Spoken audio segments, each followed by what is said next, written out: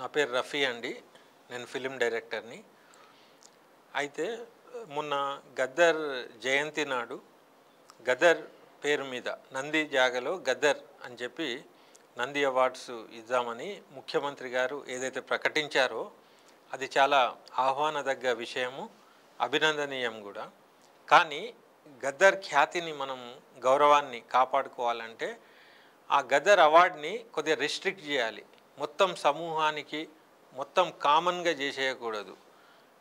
గద్దర్ అడుగుజాడల్లో నడిచే కళాకారులకు కళారూపానికి సత్కరించడానికి పబ్లిక్ని చైతన్యపరిచే పాటకు కానీ, లేకుంటే రాసిన రచయితకు కానీ, లేకుంటే అలాంటి జానర్ సినిమాకి రిస్ట్రిక్ట్ చేస్తే గద్దర్ గౌరవం పెరుగుతుంది.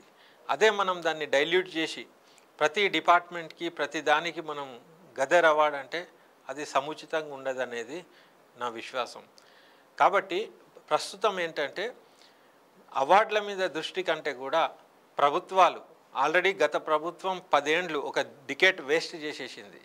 మేము ముందు నుంచే ఏం భావిస్తున్నామంటే ఇప్పుడు పరిశ్రమ ఎదిగే ఉన్నది, పరిశ్రమకు వనరులు కూడా అవసరం లేదు. ఏదైతే తెలుగు సినిమా పరిశ్రమ ఉన్నదో అప్పట్లో మద్రాసు నుంచి హైదరాబాద్ వచ్చినప్పుడు ఏ ప్రోత్సాహకాలు ఇచ్చి డెవలప్ చేయడానికి ముఖ్యమంత్రి చెన్నారెడ్డి గారు ఎలా అయితే సహకరించిండ్రో తెలంగాణ తెచ్చుకున్న తర్వాత కేసీఆర్ గారు కూడా అలాగే చేస్తారని మేము నమ్మినాము.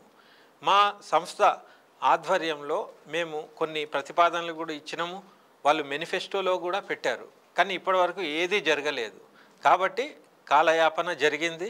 ఎంతోమంది కళాకారులు, అట్టడుగున ఉన్న కళాకారులు, గ్రామాల్లో ఉన్న కళా సంపద ఎక్కడికక్కడే పరిమితమైపోయి ఉన్నది.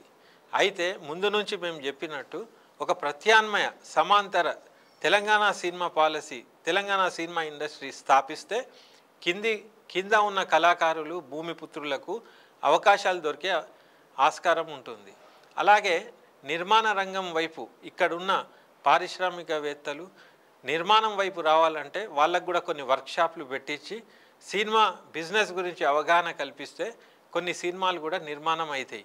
తెలంగాణ సంస్కృతి సాంప్రదాయాలను వెండితెర మీద తెలంగాణ కళాకారులతోని తెలంగాణ నిర్మాతలు తెలంగాణ ప్రదేశంలో చిత్రీకరించే సినిమాలకు ప్రత్యేక రాయితీలు, ప్రోత్సాహకాలు, పన్ను మినహాయింపులు ఇచ్చి కొంతవరకు ప్రొడక్షన్ అయినాక ఫిలిం డెవలప్మెంట్ కార్పొరేషన్ కూడా కో ప్రొడక్షన్ చేసి, ఎట్లయితే సెంట్రల్ గవర్నమెంట్లో ఎన్ఎఫ్డిసి ఉందో అలా కో ప్రొడక్షన్ చేసి ఆ సినిమాలకు ఓనప్ చేసుకుంటే ఆ సినిమాలకు ఉన్న థియేటర్స్లో ఒక 2 షోలు కేటాయించి ప్రోత్సహిస్తే అప్పుడు ప్రభుత్వానికి కూడా ఆదాయం వస్తుంది, కళాకారులకు కూడా అవకాశాలు దొరుకుతాయి, ఇక్కడ కూడా ఒక నిర్మాణ రంగం డెవలప్ అవుతుంది.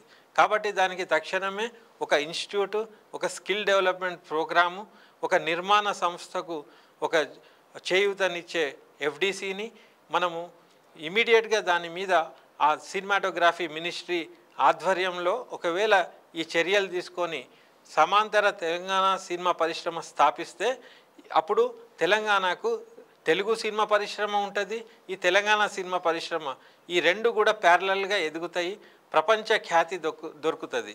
ఈ తీసిన సినిమాలకు ఇంటర్నేషనల్ ఫిలిం ఫెస్టివల్స్కి కూడా గవర్నమెంటే చొరవ తీసుకొని ఎంట్రీస్ ఇస్తే తెలంగాణ ఖ్యాతి పెరుగుతుంది అనేది ఇదంతా మా విజన్.